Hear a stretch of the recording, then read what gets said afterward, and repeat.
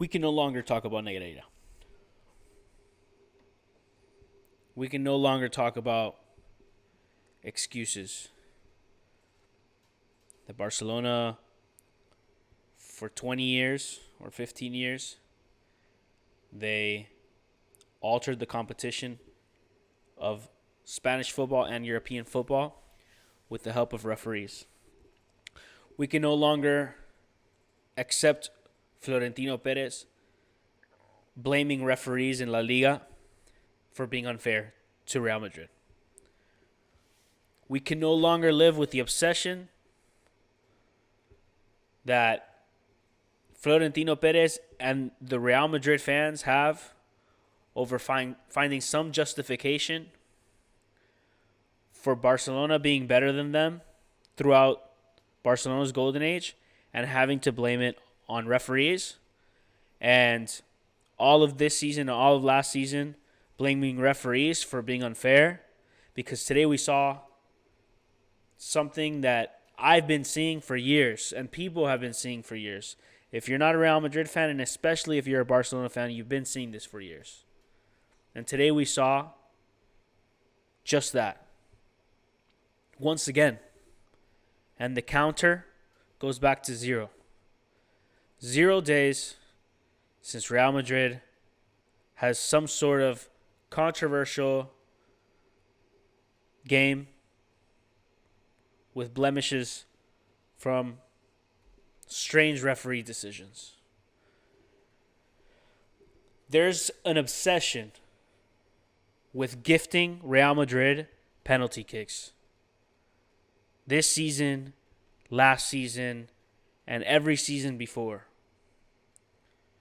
You just have to look at Cristiano Ronaldo's goal scoring records and seeing how many of them were penalties awarded to Real Madrid.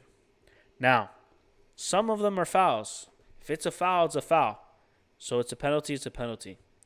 But there is such an obsession with gifting Real Madrid penalty kicks, and today we saw it. Real Madrid wins today 2-0 against Sevilla. Not a convincing game. Not convincing at all. They win from individual quality. Bellingham off a free kick and a header. Assist from Rodrigo. Good goal. But it's just like a once in the game opportunity that they take advantage of. It's not during play. It's off a free kick, off a set piece. And then the other goal is a penalty.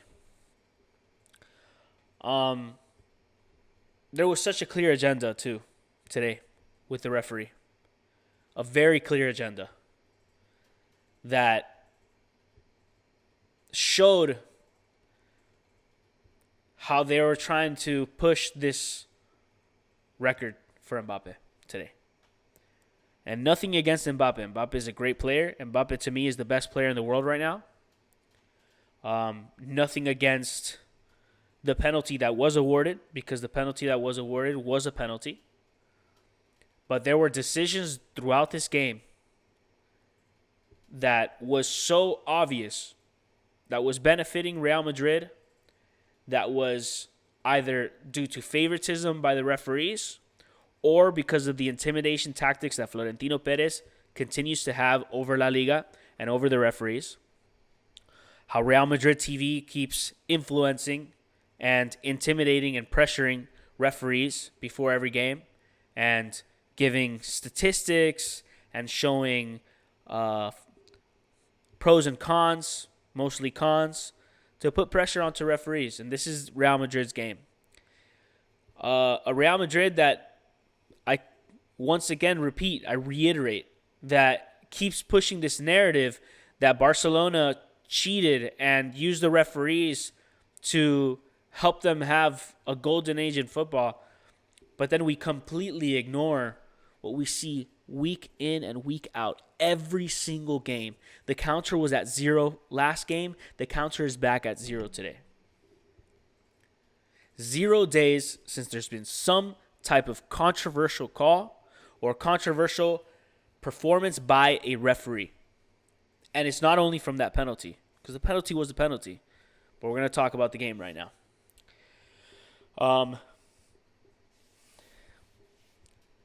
Basically, the first half was, I would say, half of the first half was all Sevilla. Sevilla was pretty much dominating possession. They were creating chances. And this is also merit, not so much merit to Real Madrid, actually. It's actually a criticism to Sevilla because Sevilla had more than one chance to score, and they weren't able to do it.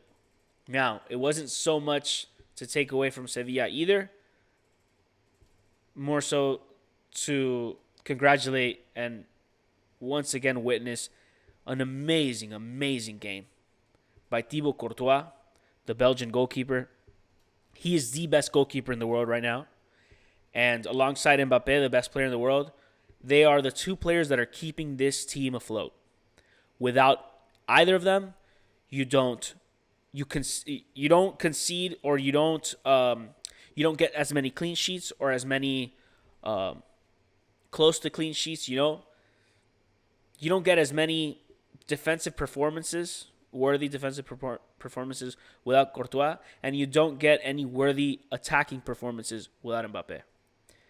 They are the goal and the defense for this team. Without both of them, this team falls apart. I strongly believe that. After that, Real Madrid started getting a little bit in the game, and that's when they get the free kick and a goal.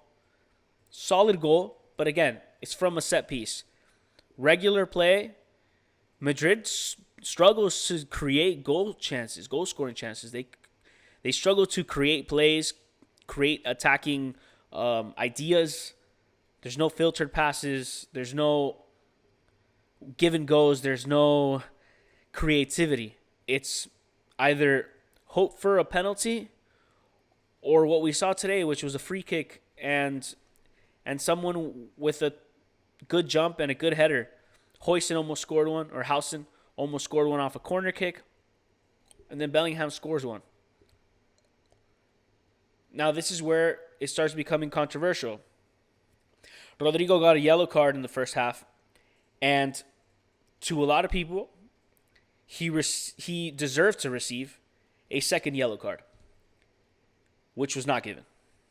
That second yellow was not awarded, and this caused some sort of anger and frustration with Almeida, the coach for Sevilla, who in the tunnel during halftime approaches the referee and was extremely upset with him because he thought that maybe Rodrigo deserved a red card. And sure enough, the referee gives the red card to Sevilla's head coach, Almeida. A red card to the coach. Where have we seen this before? Oh, yeah, that's right.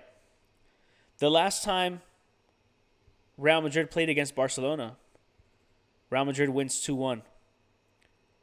Do you know who was suspended? Barcelona's head coach, Hansi Flick. Red card the game before the Real Madrid game. Do you know what it was for? He was giving instructions to Frankie de Jong, and the referee took advantage with Hansi Flick's frustration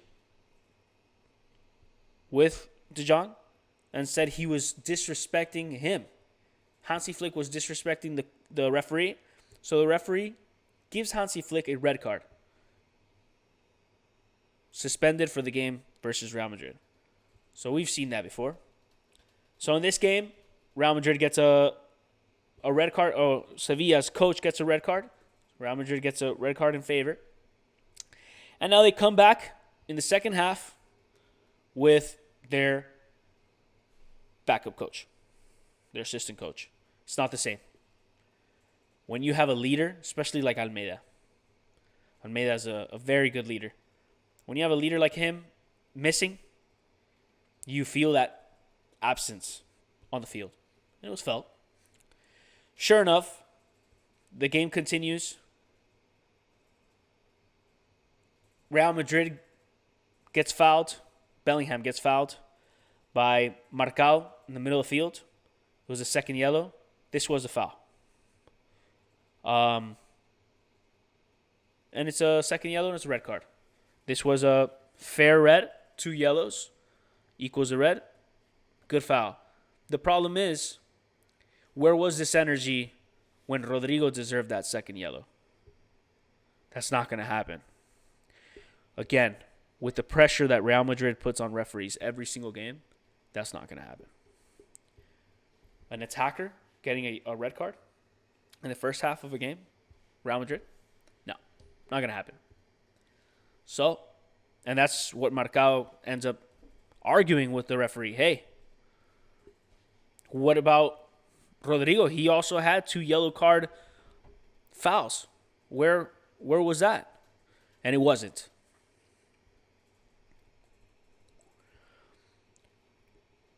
Sure enough, Rodrigo gets fouled inside the box. Penalty for Real Madrid. What a surprise. It's become a meme at this point, and you know it. Everybody knows it. Penalty for Real Madrid. Penal para el Real Madrid.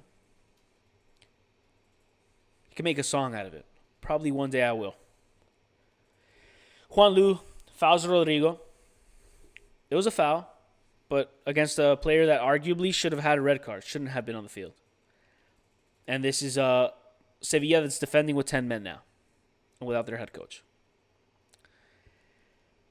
Mbappe scores, and with that goal, Mbappe becomes the highest scorer in a calendar year for Real Madrid, tying Cristiano Ronaldo's record.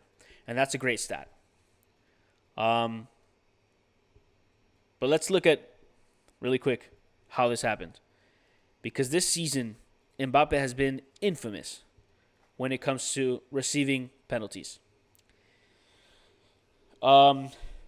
Just this season, 11 penalties have been awarded to Real Madrid. 11. And 9 of them have been scored by Mbappe. So 9 of those goals this season have been penalties. In total, whole calendar year, including games with France, Mbappe has scored 16 penalties. Okay? I think you take out 2 of those, it becomes 14 for Real Madrid. Now, why am I saying this? It's because these weren't the only penalties called on Real Madrid today. It was the only penalty that was actually a penalty. And the other ones were a narrative or an agenda that the referees had today with Real Madrid. Courtois, amazing game. 5 shots on goal for Sevilla, 5 saves for Courtois. Like I said, the man continues to be the reason why Real Madrid does not get scored on as much. But the obsession from the referee today to award Mbappe penalties, that tells you a story today. There were 2 penalties, 3 in total, but 2 more penalties after that first one awarded to Real Madrid. And both of them had to be overturned by the VAR. One of them was a clean tackle, right?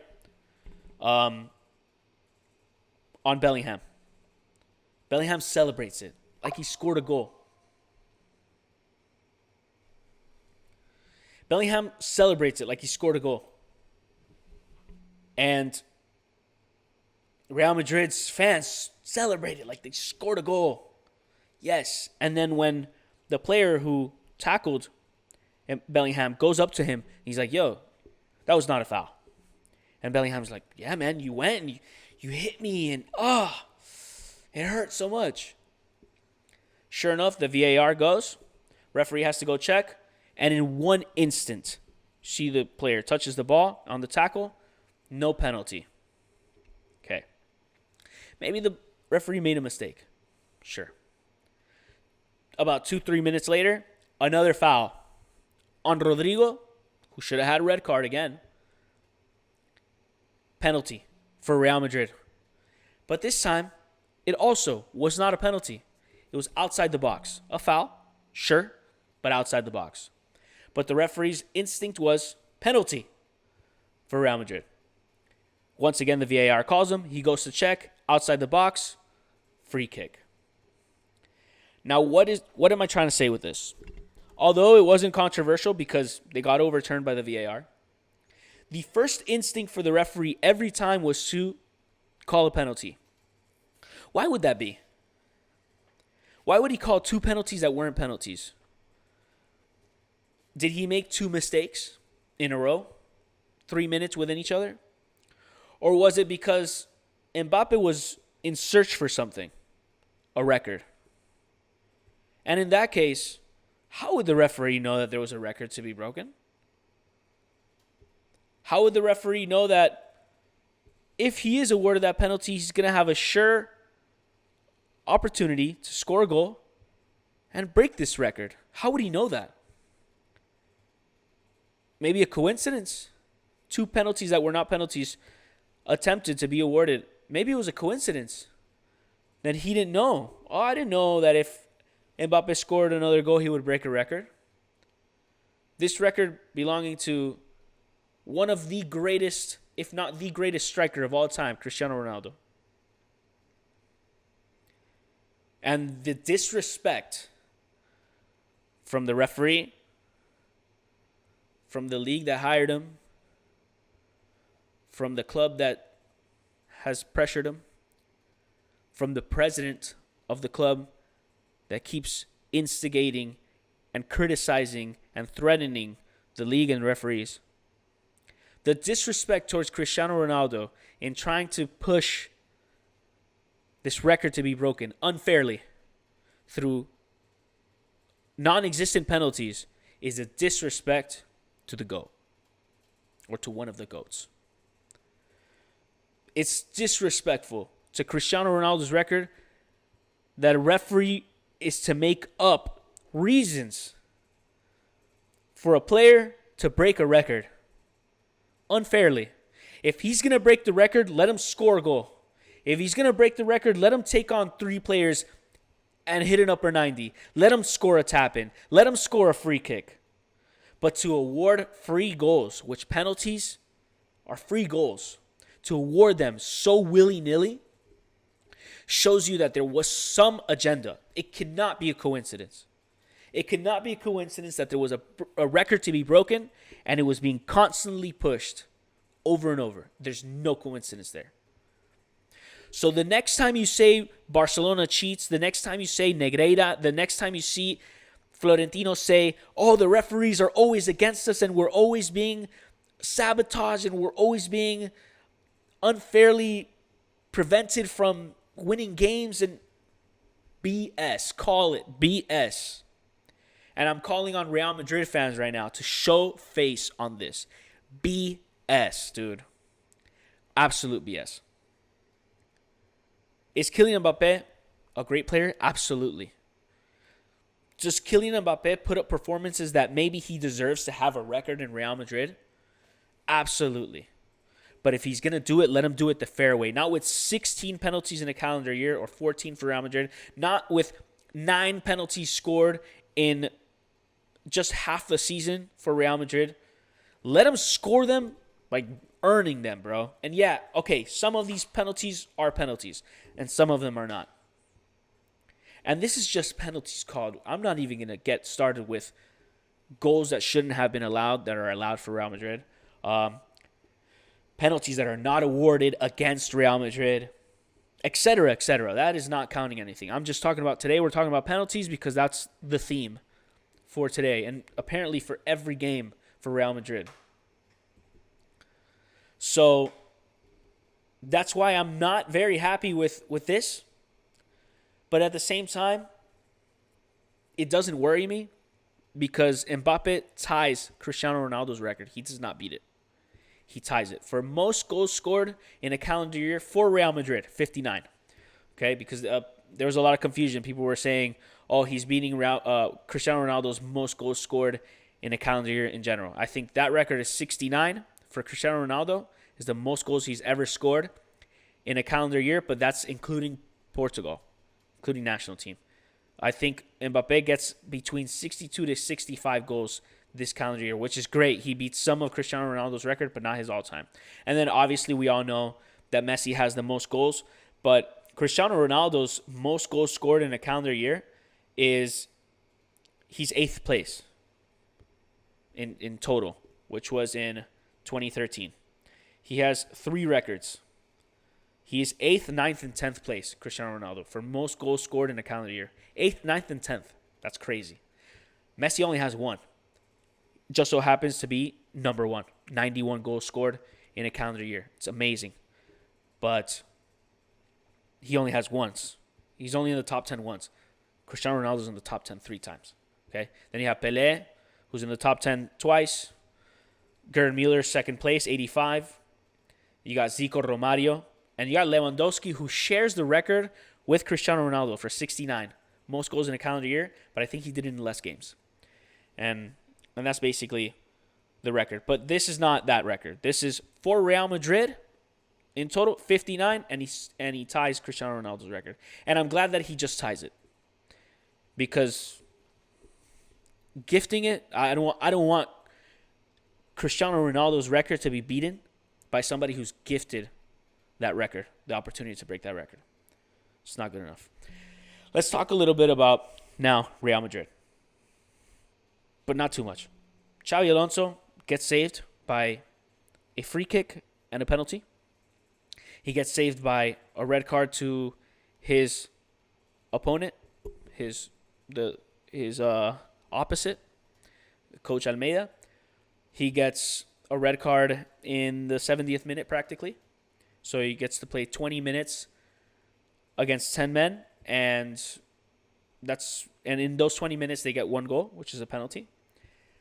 And that just keeps them for just a little bit longer. I think the next game that Real Madrid plays, if I'm not mistaken, is against Atletico de Madrid for the Super Cup in Saudi Arabia. Atletico de Madrid that has beaten Real Madrid already this season 5-2. If Real Madrid does not win that game, I think Xabi Alonso is out. Because I think they already want him out, but he's been ever since they put that threat of, yo, if you don't win, you're sacked. Xabi Alonso has either performed really well, like against Manchester City, or has won all his games. So I think they're just waiting for maybe a slip-up during the Super Cup to fire Xabi Alonso. Now, Xabi Alonso can end up winning a trophy as soon as January. And maybe that gives him a little bit more calm, gives him a little bit more confidence. But Real Madrid is not playing the way I know Xabi Alonso wants to play. They are playing and winning games due to individual quality, oftentimes from Mbappe, sometimes from Vinicius, sometimes from Bellingham, sometimes from Rodrigo, sometimes from the defenders that sometimes, man, they show up and they play great games. Offensively, they play great games. They're getting saved by Courtois, and occasionally, but more often than not, a penalty or some type of controversial decision by the referee. So this is Real Madrid's game this season so far.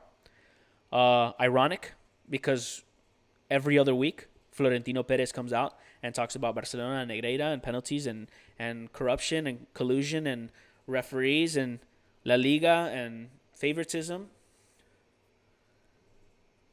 But here he is in the stand next to the owner of Sevilla or the GM of Sevilla saying, that's a clear red card. Did you see that? Clear red card. Man, if I was sitting next to Florentino Perez, I wouldn't be able to sit next to him. I don't know what I'll tell him. I think I'll cry. I'll just get heated and I'll start crying. Guy, you can't, what do you tell this guy, dude? It's like blinded. But anyway, that's Real Madrid. Tomorrow, Barcelona plays one of the hardest games of the season against Villarreal, currently sitting in second with one game less. Meaning that if they were to win this game, they will surpass Real Madrid. If I'm not mistaken, I have to check the standings right now. But if I'm not mistaken, they'll surpass Real Madrid if they win. And not only that, Real Madrid is within 1 point of Barcelona with one game less, or one game more for Real Madrid, rather. And Barcelona has a chance to go back up 4 tomorrow in Villarreal Stadium. It's going to be a tough game, a game that very easily Barcelona can drop points. And then all of a sudden, Real Madrid is within 2 or within 1 of Barcelona. The race is still on. It's a long, long league. We're just getting to the half of it. And then after that, it's Super Cup. And we're going to see. But it's just, once again, one of these games for Real Madrid. But yep, that's it. Guys, thank you for watching. I'll catch you on tomorrow's game with Barcelona.